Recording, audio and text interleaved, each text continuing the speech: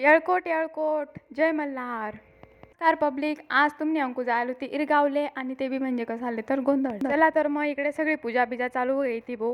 आणि तुमले तर माहीतच आपण फक्त व्हिडिओ काढानाच कामं करतोच भो. आणि हे पाहिजे घ्या भो, या आपला होतात गोंधळी. आणि हा त्या रील बी बनवतात बरं का इंस्टाग्रामले. त्यासनी सांगितल्याप्रमाणे पूजा बिजा करे किती भो मस्त. आणि या शेतच भो आपला मामा आणि मामी.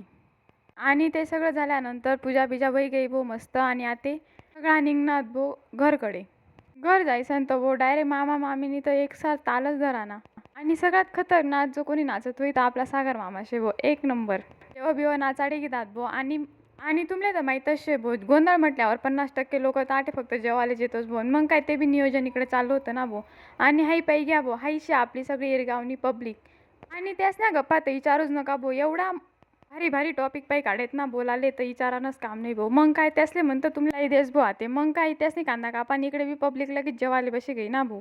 आणि तुमले काय वाटस भाऊ, तुम्ही अंकू मागे राहा अशा मी तर पहिले जाई बसून भाऊ जेवाले.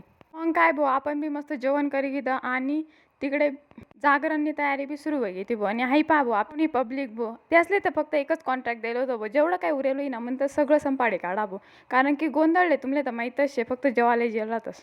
मग काय तुम्ही बी अशा लोकांसले टॅग करा भाऊ, ज्या गोंधळले फक्त जेवण करायला जातोच भाऊ. चला मग लाईक करा, फॉलो करा आणि शेअर करा पटापट.